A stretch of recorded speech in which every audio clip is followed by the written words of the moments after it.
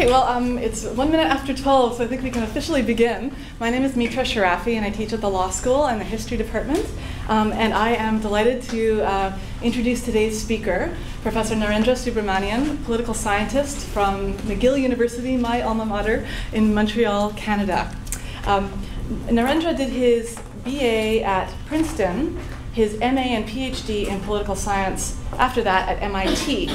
His research interests are diverse. They include the role of identity politics in political mobilization, electoral competition, public culture, and public policy. He also looks at the functioning of democracies amid social inequalities.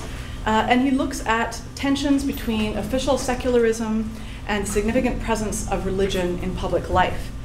His first book is entitled Ethnicity and Populist Mobilization, Political Parties, Citizens and Democracies in South India. That's OUP 1999. He is in the final stages, I understand, of another book. And you're going to hear about some work from that book project today. And the title of that book is Nation and Family, Cultural Pluralism, Gender Inequality, and Personal Law in India. And he has another project which I find very interesting, which is of more of a comparative nature, and that is he's looking at changes in caste relations in India and comparing them with changes in race relations in the US. And he focuses on the Kaveri Delta in South India and the Mississippi Delta in the US. So a third very interesting project in the works. He also has a great website, I should say. I just discovered it recently, but most of his publications are up there, along with some other things. And the last time he was here in Madison, I believe it's his 5th trip now, but the last time he came was about 3 years ago. We had the annual pre-conference workshop on South Asian legal studies in October, so that was the last time he was here. And I'm delighted to have him back a second time. So with that, I will hand it over to Naren. His title is Nation and Family, Personal Law, Cultural Pluralism, and Gendered Citizenship in India.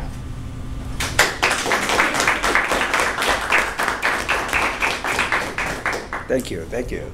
So I'd like to thank Mitra for inviting me here. It's always nice to come to Madison. Various colleagues here have been very generous in sharing their ideas with me over the years. People like Mark Galanter, Crawford Young, and in more recent years, Mitra and Don Davis. And there are other people like Catherine Ewing, whose work I've drawn on as might be evident in my presentation today. Now, there's one thing I'm doing today that's different from my academic talks, which is having slides. I usually have slides only for my class lectures. My flight from Chicago was canceled yesterday, and while I was waiting to figure out whether we'd get on the flight, I came up with these lecture slides. Now, I'm not sure how well they'll work. If you find that the slides are only distracting you from the story I'm telling, please try to pay no attention to the slides and just listen to me. And perhaps you can tell me whether it works. So what I'll do is, I'm going to give you an overview of some of the arguments I'm laying out in the book manuscript I'm completing. What I'll do is I'll start with a reference to Shah Banu, a kind of deity of Indian personal law, more as a launching pad for the discussion. Then I'll lay out some questions that I'll address today, and move on to set the questions in a comparative context and lay out my argument both in a comparative perspective and with reference to what happens in India. Now, the Shah Banu case brought India's personal law system the greatest attention it ever received. Nevertheless, various commentators have misunderstood many of its features and its implications. A common understanding is that the Supreme Court's decree of alimony in this case departed from Islamic law to uphold women's rights, constitutional law, and national integration. On this basis, the Muslim Women's Act, which was passed a year later to overturn the Shah Banu judgment, is taken to have accommodated certain misogynistic traditions and undermine the prospects of social reform. Now, contrary to such interpretations, Shah Banu's lawyers demanded alimony based solely on particular interpretations of Islamic legal traditions, which were also among the grounds of the court's judgment. Muslims had not reacted much to earlier alimony decrees in favor of Muslim women, but many of them opposed this judgment because it cited claims that Islam was incompatible with women's dignity, independently interpreted Islamic texts, declared that criminal laws could override Muslim law, and called for a uniform civil code to replace the personal laws through which the Indian state recognizes religious identity. The Muslims who rallied against this judgment included some who were open to the requirement of alimony, as well as the inclusion of other provisions favorable to women in Muslim law. Some reformers, including the leader of the women's legal team, had reservations about the judgment, but did not voice them openly initially because they favored alimony. Although the Muslim Women's Act was meant to relieve Muslim men of alimony obligations, the court subsequently interpreted the act according to reformist interpretations of Islamic legal traditions, as well as constitutional principles, to restore Muslim women's alimony rights. So Muslim women did not lose their right to alimony, at least permanently. Now, this reflected the grounds on which the personal laws of the religious minorities were changed from the 1970s. The concerned groups' statutes, traditions, practices, and initiatives, rather than commonly applicable laws and universalistic moral principles alone. Some of these changes increased women's rights and led to partial convergence in certain features of India's personal laws, even while these laws remained distinctive in various respects.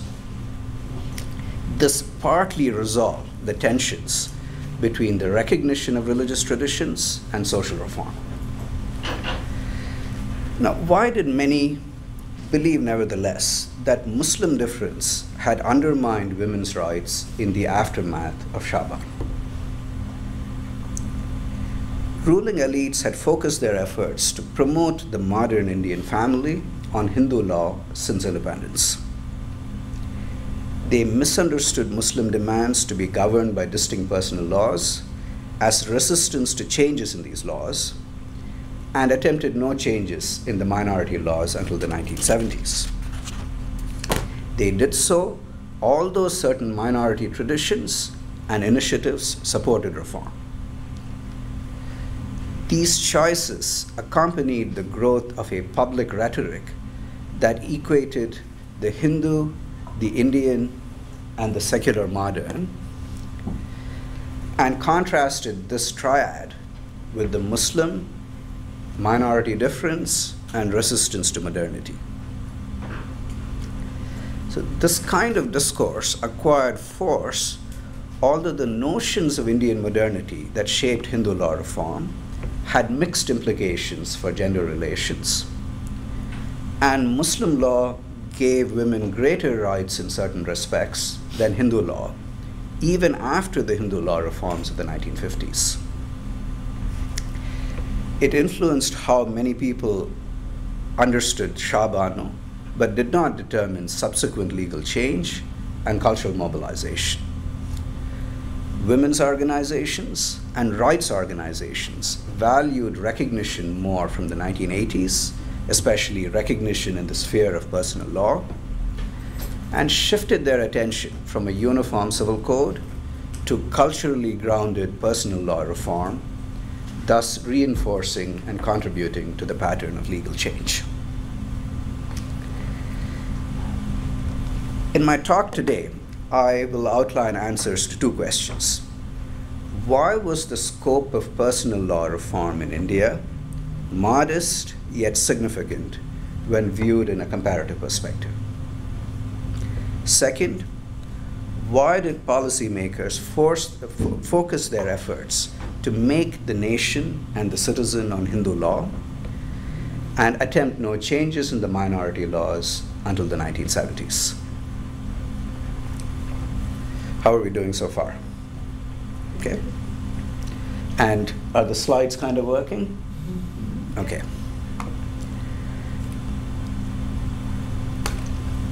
Now, some things by way of context. Now, a major task of democratic governance, especially in culturally diverse societies, is the reconciliation of the goals of cultural accommodation and the promotion of social equality and individual liberties. The tensions between recognition, equality, and liberty are especially pronounced in the area of personal law. Personal law systems support unequal rights for the genders in various respects and usually give individuals very little choice in the laws that govern them. Moreover, when secularist states apply distinct personal laws to religious groups, they feel pressed to reconcile this with their aims to limit and change the public roles of religion. Now, many of the cultural traditions that personal laws recognize are diverse and contested, and their implications for contemporary life are not agreed upon. Projects to make state and nation, to maintain cultures, and to form citizens influence the forms in which contemporary states recognize cultural traditions and the ways in which they address the tensions associated with personal law, tensions between recognition, equality, and liberty, and tensions in the Indian case between secularism and the official recognition of religious norms. Now, analogies between patriarchal authority within lineages and families and the authority of the sovereign over subjects were motifs of early modern Western political theory. This was used to reinforce the authority of both the sovereign and the patriarch. Lockean social contract theory severed the link between patriarchal and state authority, locating state authority alone in the consent of the governed. It foreshadowed the efforts of centralizing states to consolidate their power by taking over the authority to regulate family life and intimacy from lineages and religious elites. But it did not indicate the specific ways in which crucial agents frame these projects and the specific ways in which they redistributed this authority between states, lineages, and religious elites. The transfer of authority over family life from lineages to states was far from complete in many colonial, many post-colonial, and post-imperial societies. States assumed such authority, empowered the nuclear family, and increased women's rights through major changes in family law in Turkey and Tunisia, and more recently in Morocco. They barely disturbed lineage authority or changed personal law in countries such as Lebanon, Syria, Algeria, and until recently, Morocco.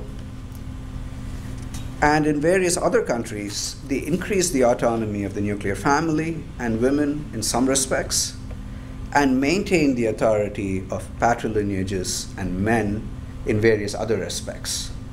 They did this in countries such as Indonesia, Malaysia, Bangladesh, India, Sri Lanka, Iraq under Saddam, Jordan, Egypt, and Senegal. Moreover, further culturally grounded personal law reforms, modernist reforms, were introduced since the 1970s in Indonesia, in West Peninsular Malaysia, in Bangladesh, India, Egypt, and Morocco. And in various other countries, changes went in the opposite direction in Iran, Pakistan, Sudan, Nigeria, and East Peninsular Malaysia. That is, they reduced women's rights and increased the influence of religious elites in various ways. So what you get is different patterns of change. And one needs to understand why India is where it is in comparison with various other countries, various other regimes that inherited colonial personal laws or personal laws from an earlier regime. In the case of Turkey, it was not, it was an empire, not a colony.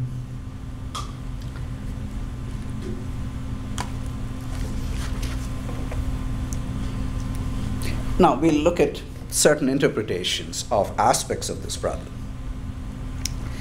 Now Munira Sharad traced the different directions of family law in North Africa to the nature of state lineage relations. She argued that the Tunisian state's autonomy of lineages enabled it to assume the authority to resolve family disputes, authorize the monogamous nuclear family, and increase certain rights of women, consolidating its authority in the process. In contrast with that, she argued that the Moroccan crown's close alliance with lineages led it to retain colonial era Islamic law that upheld lineage authority and limited women's rights. Now, Sharad's analysis did not clarify why the state secularized family law in early Republican Turkey and in the process increased women's rights and autonomy from their husbands much more than the reform of Islamic law in Tunisia did, although the relations between state and lineage were rather similar in early Republican Turkey and early post-colonial Tunisia. It also did not shed light on changes in countries such as Indonesia and India, in which distinct religious law systems, as well as norms specific to region and ethnic group, influence the regulation of family life. Now, Nancy Cott suggested that analogies between membership in the American Republic and partnership in a marriage based on consent and perhaps official validation in both cases, these analogies reinforce the state's promotion of heterosexual monogamy and the requirement of marriage registration. Her account, while very suggestive, did not explain why similar changes were made in family law in countries such as Britain, France, Turkey, and Tunisia, in which the nation and the republic were imagined rather differently. Explanations with greater comparative scope need to attend to the links between constructions of the nation and approaches to the regulation of family life.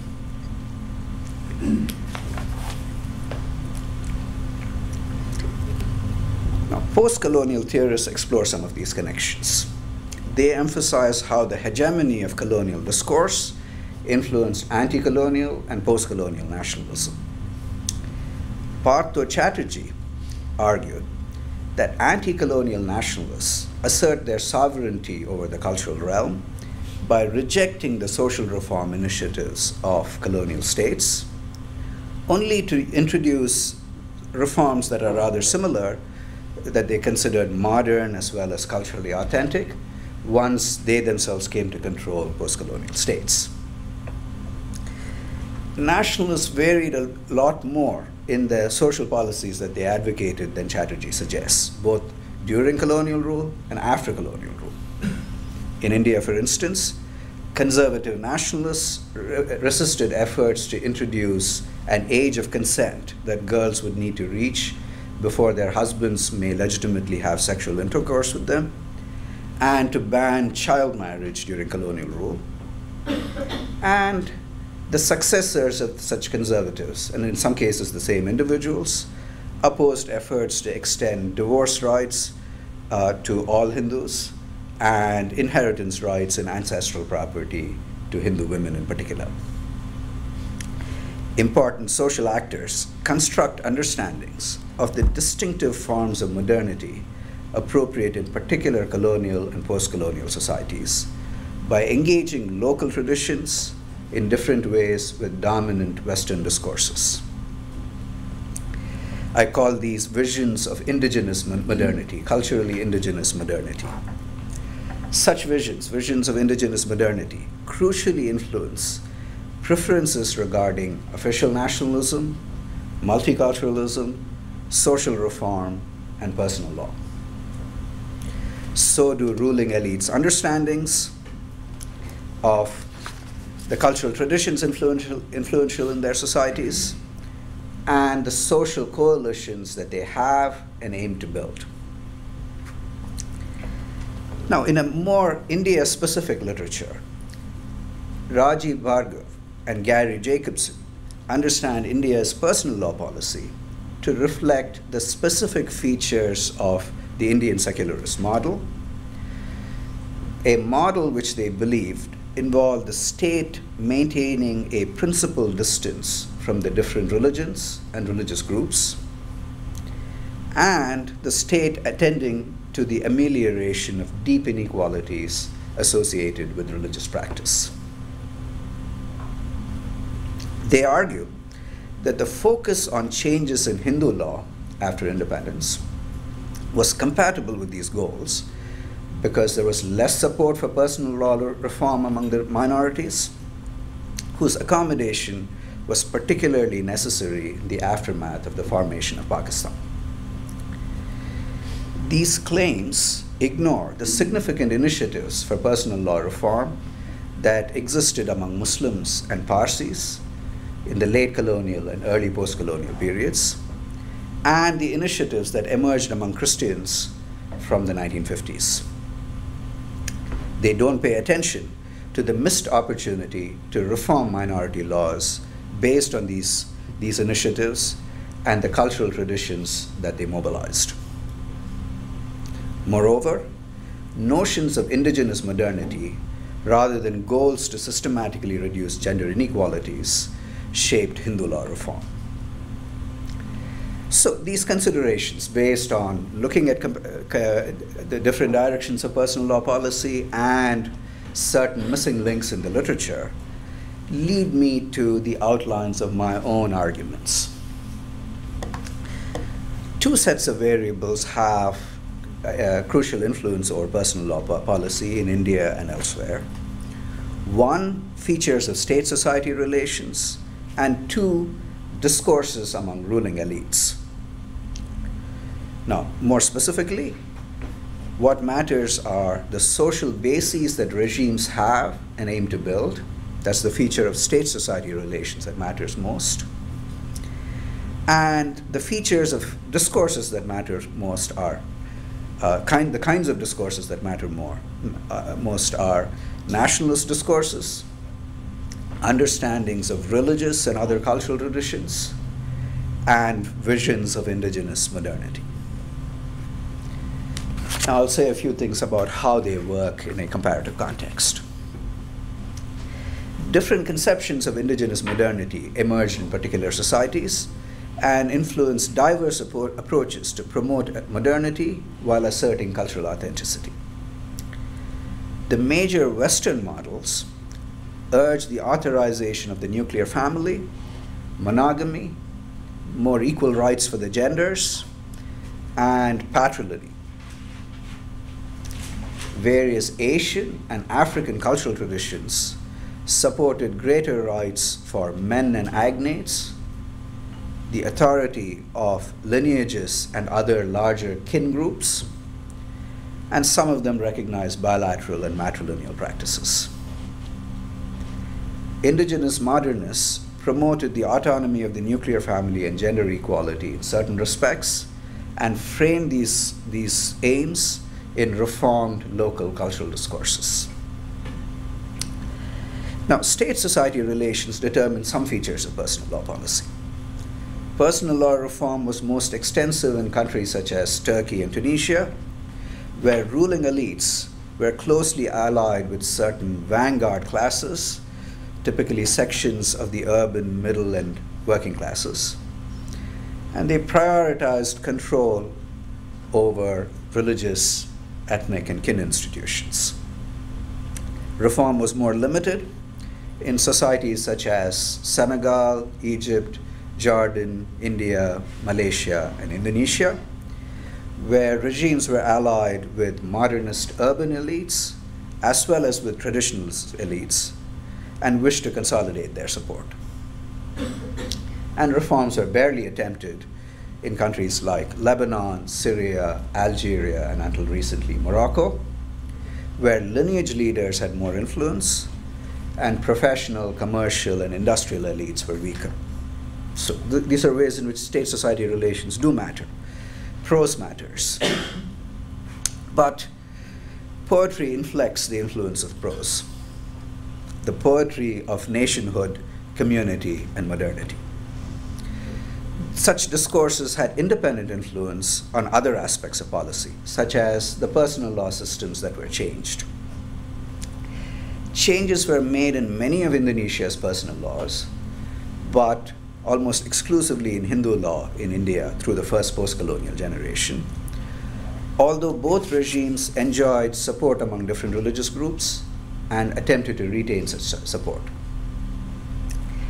Personal law reform was more extensive in Indonesia because nationalist discourses focused less on the religious majority and the religious traditions of the majority, and more on the customs of various ethnic groups. Moreover, Islamic law was changed more in Indonesia than in India because policy elites were more aware of reformist Islamic currents in Indonesia, and religious scholars tended to include customs favorable to women more readily in their constructions of the country's Islamic traditions. Discourses among the ruling elites also influenced how reforms were framed. For instance, the secularization of family law in early Republican Turkey, in contrast with its change based on reformist interpretations of Islamic law in Tunisia. Although both regimes were willing to alienate and repress conservatives in the cause of social reform and state control, the reforms were framed differently in the two countries because ruling elites embraced Western models of modernity more fully in Turkey. This in turn was because even the more modernist nationalists in Tunisia gave religious identity and Islamic law considerable value in their efforts to overcome French colonial hegemony, but in Tunisia as well as elsewhere in the Arab world. The Turkish Republic emerged by way of contrast in opposition to indigenous Ottoman rulers who were closely associated with ulama. This made its leaders more inclined to embrace Western precedents, including the separation of religion and state, to distinguish themselves from the Sultanate Caliphate. Now, how does the story, I didn't, this is how state-society relations matter. I didn't hit the button then. And this is how poetry has its independent effects. Quick look, I'll come back to this during the discussion if you would like. I stopped looking back. I'm usually used to having a computer in front of me so that I can see which slide is on. Okay, in India, how does the story work? The majority of political elites wished to modernize society in ways that accommodated the important roles of religion, ethnicity, and in some cases, the patrilineage as well. Especially in the early post-colonial years, more people gave importance to the maintenance of lineage authority. They aimed to build broad social coalitions so that they could control or influence state institutions in the competitive multi-party democracy that took root. These considerations and the value that many attach to personal law led ruling elites to maintain distinct personal laws and to change them gradually based on the relevant groups, traditions, and initiatives. Most political elites engage primarily with the initiatives and traditions of Hindus in their imagination of the nation, its constituent groups and cultures, and its deepest inequalities. As a result, discourses about the Indian nation and the Hindu community overlap significantly and influenced both the focus on Hindu law and the specific changes made in Hindu law. The visions of indigenous modernity that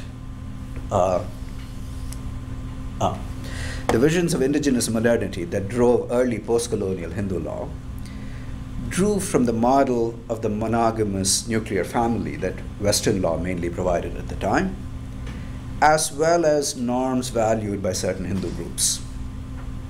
The former source, Western models of the nuclear family, inspired the extension of certain new rights to Hindu women in the 1950s, for instance, to a share equal to that of their brothers in the property that their parents acquired during their lifetimes, and to divorces, though only based on spousal fault and with a delay.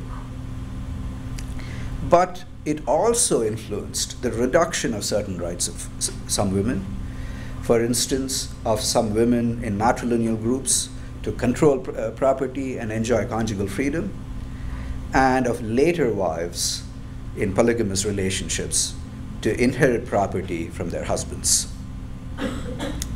Indigenous norms were offered in support of even changes that followed recent Western precedents, and this aided their adoption. For instance, modernists justified divorce rights as reflecting the customs of certain middle and lower caste groups, and this helped them overcome the resistance of conservatives who wished to base Hindu law on the largely upper caste custom of marriage indissolubility.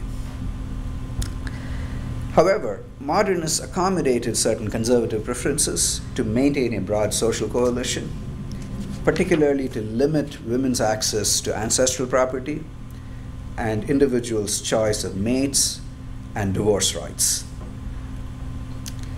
As the Hindu law reforms of the 1950s had such mixed implications for gender relations, Muslim law gave women greater rights in ancestral property and quicker access to divorce, even after the Hindu law reforms of the 1950s.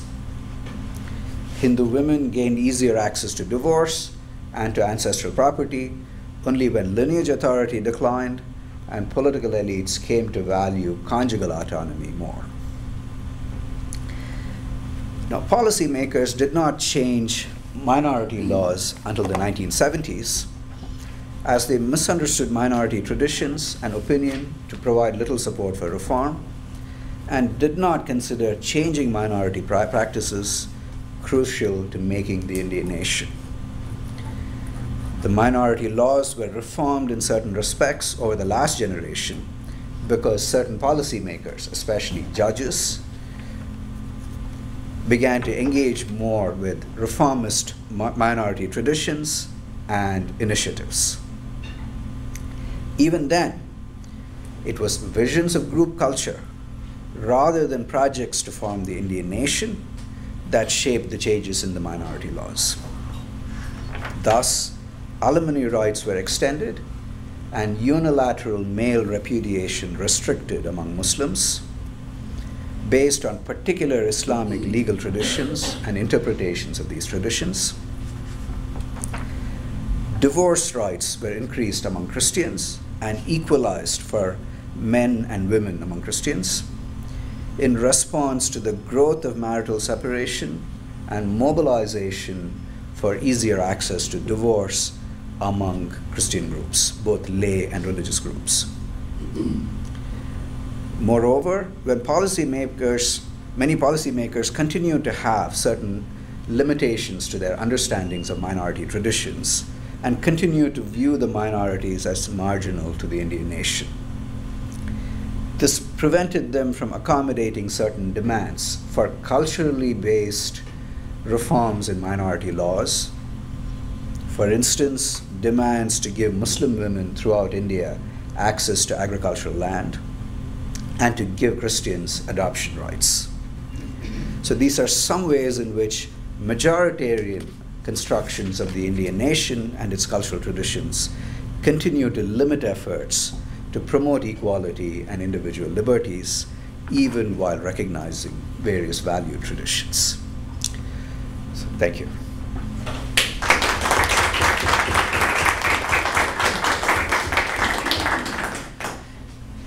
Great, so we have 20 minutes for discussion. I've got a million questions for you now, but Okay. I'm limited to two. Two potential criticisms that I'd like to hear you respond to. One is that the presentation you gave today is in a direct line with this article that you just published in the JAS recently, in which you have some criticisms of Flavia Agnes's work, for instance, and she's been here on occasion in the last couple of years, and I've been fairly influenced by her work. One of the things that she might say in response to this is that there's that the approach that you're taking is very, I guess you might say, black letter law approach, right? That is to say that what in terms of what actually happens to women on the ground, in terms of their rights and so forth, is a perspective that you're claiming based upon your understandings of how statutes have changed or new acts have been implemented, that sort of thing, as opposed to the approach that she tends to take, which is a new act is implemented. How are actual women, working in this or that place or in this or that kind of family situation, dealing with it? So that's one thing, right? If I put it succinctly, where's the legal sociology in this paper, right?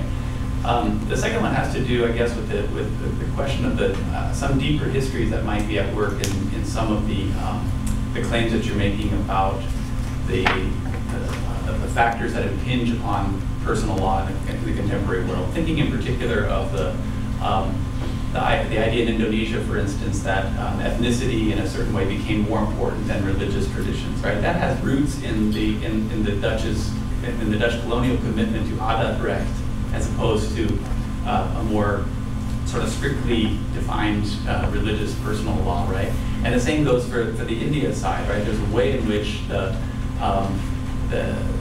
that initial choice to focus on textual sources for both Muslim and Hindu law in India created a very difficult thing to dislodge, right? And that even in the post-colonial period, therefore, whatever reform was going to take place had to do so in consideration of this pretty deep legacy of colonial structures. And some parts of what you were talking about didn't seem to attend sufficiently to that history. I wondered if you could address those two questions. Okay, great, thanks. Okay, let me start with the second question. Is the attention, you are suggesting that the greater attention to ethnicity than religion in Indonesia than in India has its roots in, well, the main reason might be colonial policy. I think colonial policy was more mixed. It is in Indonesia, there was a move away from a focus on religion to a focus on adat in the 1920s and 1930s as a way of reducing transnational Islamic solidarity. And in India, on the other hand, even in colonial days, there was a considerable recognition of customs specific to region and ethnic group and so on. So I think colonial legacies were not so clearly univocal in the two countries. This gave anti-colonial and post-colonial nationalists that much more autonomy in how they recast colonial legacies, because the colonial legacies were themselves mixed. I think it made a big difference that Indonesian nationalists and their construction of Pancasila was consciously non-denominational and not focused on a particular religion, and in fact much more focused on, implicitly focused on adat. I think that gave great encouragement to even ulama who are inclined to give adat significance in community courts. So it's say John Bowen's work gives a lot of attention to that. And in a slightly different way, Michael Pellet's talks about how it works in Malaysia as well. So in India, the mixed legacy could have lent itself to different kinds of anti-colonial and post-colonial constructions too. more attention could have been given to regional secular traditions cutting across religious group than the majority of Indian nationalists did, including secularist Indian nationalists, so that is, Indian nationalists who call themselves secularists like Gandhi and Nehru. So I think Panchasila was more extended across religious boundaries in the way it imagined the Indonesian nation, much more than major constructions of Indian nationalism did. And I think that made a difference to post-colonial personal law strategy. In India, after the independence, religion becomes much more important as a basis for personal law, because like Hindu law gets consolidated and the room for custom gets constrained. The criticisms that Agnes may offer. I don't think there's a lot of legal sociology in Agnes's work either. And in fact, I think she tends to give a lot of attention, more attention to statute than to case law, although her own practice as a lawyer gives her considerable exposure to case law. In terms of how my story relates to ongoing processes of mobilization, I have more to say about that than about everyday life. And attention to everyday life, well, that I want to do something on comparative Islamic law later, and that'll be maybe I'll take that up in a later book. In political mobilization, there's a kind of back and forth relationship between patterns of legal change and patterns of mobilization by both conservative and reformist groups. So if you, for instance, if you look at changes in Muslim law, there has been a move towards more systematically generating reformist understandings, feminine understandings of Islamic traditions regarding inheritance law, rights of repudiation, the generalizability of practices of delegated divorce, and so on. So women's organizations have given that more importance. Some policymakers have become more aware that such arguments with some support among the relevant community exist out there. And conservatives have felt pressed to respond to that by accepting part of these interpretations, especially those interpretations that seem to have considerable basis in the Quran. So there's a kind of mutually reinforcing effect of these three changes. Some changes push in the opposite direction. So some conservative organizations, on the one hand, they say, we are, at one point before Shah Bano, a bunch of ulama were willing to accept not alimony, but some kind of mata, some kind of post-divorce provision, giving courts the authority to grant post-divorce provision, probably more as a one-shot process than as monthly provision. This got scuttled by the language of the Shah Bano judgment. But there was some openness to that. Even more than that, they have pushed in the direction of wanting inheritance rights in agricultural land for Muslim women, extending the Shariat Act to agricultural land. And the majority of majority of ulama at the forefront of mobilization have reached out to interpretations that restrict talaq, restrict the rights of talaq. So these are ways in which the conservatives have moved towards the reformist interpretations. In other ways, they have given much more attention to building community courts and urging litigants to community courts as a way of avoiding state law and state courts, because they're losing out there. So there are some tensions there. Yeah, I guess that gets to one of the questions that I had about the role of the courts and the relationship between the courts and policymakers in these different national contexts that you're talking about, and how that might have influenced the hearing you talk, what I'm hearing is a lot of contingencies that come together to produce a certain outcome in each of these places. Like, as you said, the customary law in India played a big role until there was, but then became a political hot potato because of its perceived crystallization in opposition to Islamic law, for example. But so, I guess maybe one way of getting at it is thinking about these changing moral courts. Well, the courts are, especially judges, are policymakers also. So whenever I refer to policymakers, I meant judges too. Sometimes the courts are at the vanguard of reform. So, for instance, in Christian law, the courts started the process of increasing Christian divorce rights, and then the legislature sort of followed in the wake of the courts. And the courts did this because some judges had been calling for reform between 1968 and 1995, calling for legislative reform, which wasn't pushed. And so finally, in 1995, courts in Maharashtra, Kerala, and Andhra decided that there was enough of a reason to act in the absence of legislative action. So the courts responded to legislative inaction at times.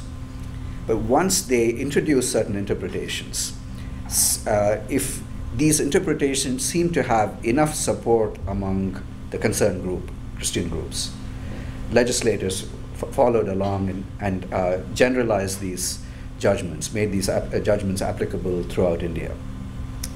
In other cases, the courts acted without the legislature following along. So the triple talaq, for instance, the courts acted to restrict the talaqul bida, the one-shot unilateral divorce that takes effect immediately, but the legislature feels that entering the area of Muslim law reform is dangerous business. To that extent, I think they still misunderstand the content of Islamic law in various ways, and so they didn't enter into it. In fact, they even misunderstand constitutional provisions as they pertain to Islamic law. So, to make Muslim law applicable, Shariat law, the Shariat Act applicable to inheritance of agricultural land, that's something that the national government can do. The national government did not have the authority to do this in 1937 when the Shariat Act was passed. Only the provinces did at that point. But federal relations were changed after independence in a way that gave the national government the authority to rule on the question. But enough people in the law ministry are themselves unaware of this and so unwilling to act. They say that this is something only the state governments can do. So I'm giving you more contingent answers. Sometimes it's a matter of which judges happen to be on particular benches. When I say that judges have become kind of more oriented to reform, there is a significant minority of judges in the high courts and the Supreme Courts that have these orientations. They're also somewhat selective. They're more likely to act when they see it as a matter of protecting women than when they see it as a matter of empowering women. More likely to do it when it provides, say, maintenance to women than when it gives them independent property rights, especially over land. I'm not a political scientist, nor I do not know anything about law, but I've had recently opportunities to interact very closely with the Muslims in India. So I wonder how, I'll give you two empirical observations, and I would like you to react on how these observations would affect the evolution of the processes, either in terms of state-society linkages or the way things get articulated by the elites. One observation is that increasingly the religious identities are not as important as caste, linguistic, or regional identities. And so if you go to a particular state and talk to the Muslims, some of the caste identities and linguistic identities are more prominent than the religious identities. So, and that happens across the country. It's not one place. The other thing is that the way the demands are getting articulated, particularly by the young Muslims, especially young Muslim girls, about their needs are not based on legal reform. They are more based on the development agenda. So they will say that legal reform can wait. We want education and employment now. Right? So the articulation of demands among the Muslim youths, combined with the dilution of Muslim identity in the articulation process, would affect both the processes that you're talking about. So moving forward, how do you see it? I don't know whether I've communicated. No, sure. Shall I accumulate the rest of the questions yes, and try good to? idea. Good idea. Okay. My question is if you could flesh out a little bit what happened in Andhra Pradesh, Maharashtra, and Kerala in terms of which religious groups were bringing pressure on the courts in what fashion. To whom were the courts addressing their actions, and where was the pressure coming from? Because there were multiple church groups, and there were church groups in other states as well. Thank you. There's one more question. I have a question on the concept of the indigenous modernity that you're using, and your talk seems to be too focused on this idea of the discourses and the visions of political elites. So, are we supposed to draw a linkage between what is indigenous? What is indigenous about the indigenous modernity is actually the discourse and the vision of the political elites. I was a bit confused about that. I mean, what is the role of, are the political elites the effective mediators between the state and society? And the second thing is about the comparability between Indonesia and India, which is India as an officially secular state, even though there is Hindu religious overtones everywhere, but Indonesia as an officially Islamic state, does that play, does that distinction? I do not know about that at all, but does it have any effect on how the laws are being implemented and understood? Okay. 5 minutes. Okay. Well, I'm not sure that I'll just pursue the questions in the order in which they came. I don't agree that caste and language trump religion everywhere across India. I think it varies with region. So, I mean, and when it comes to personal law, that doesn't, as the personal laws are largely specific to religious group, it doesn't have a direct effect other than, say, when it came, sometimes local practices make a difference to what kind of reforms are most likely in particular regions.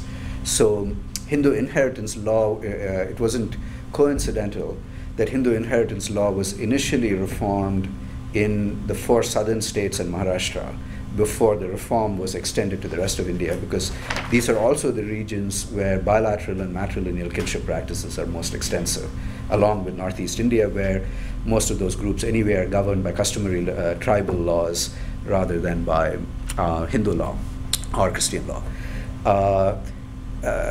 And young Muslims wanting development and not legal reform, I'm not sure that's a specifically Muslim preference.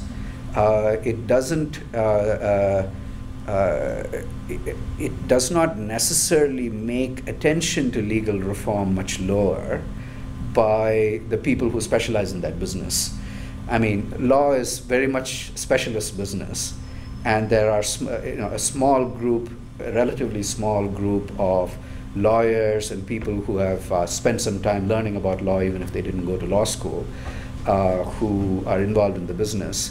People like Flavia Agnes, who play major roles in pushing for reform or pushing against reform, as people associated with the Muslim Personal Law Board do in the majority of instances, not all instances.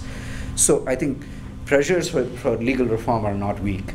What is the bigger change, the big change I see is a move away from sort of uniform civil code style reasoning to culturally grounded arguments for reform. Now, the pressures on the courts to change Christian divorce law. The groups that mobilized for it, the initial groups that mobilized for it at a national level, were the Church of North India and the Joint Women's Program, which was closely associated with the Church of North India.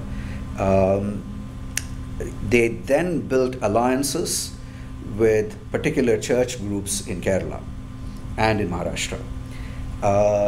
Now, the Syrian Malankara Church was particularly opposed to divorce rights in the crucial Amini case in 1995, the first case in which the courts broke with,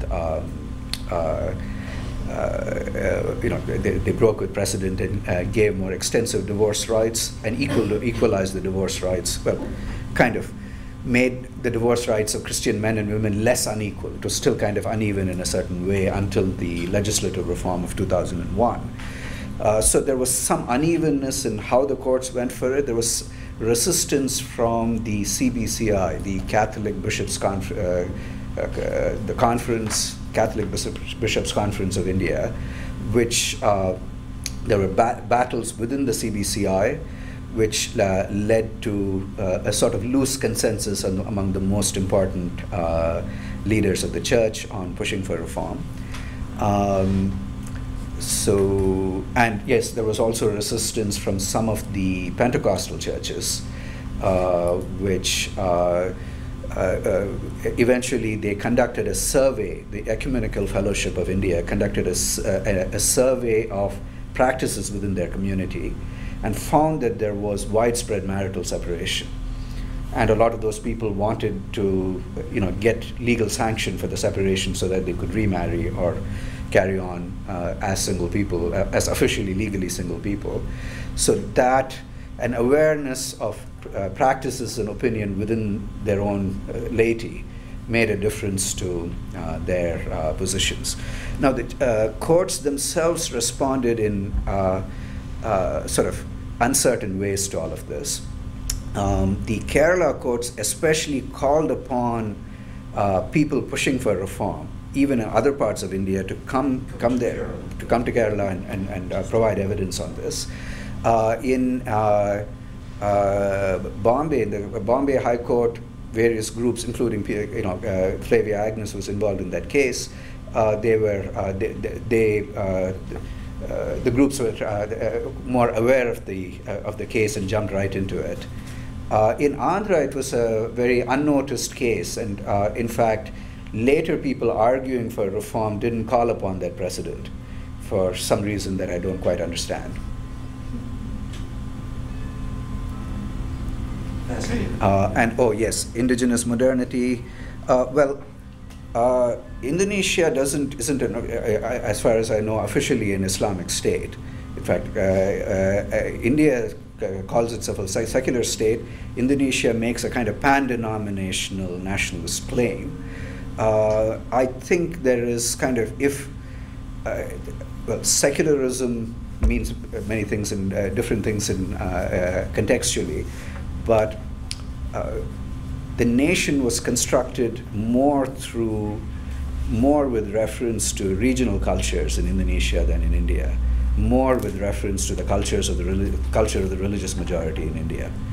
I think while the Indonesian state does not make an official commitment to secularism in its constitution, it is like a secular state. I mean, both Indonesia and Senegal are quite similar in that neither state clearly says we are secular states, but the way in which they engage with religious practice and religious institutions is quite similar to the ways in which, say, the Indian state or the Dutch state or the Danish state engages with religious institutions. They're kind of a form of secularism engaged with religion.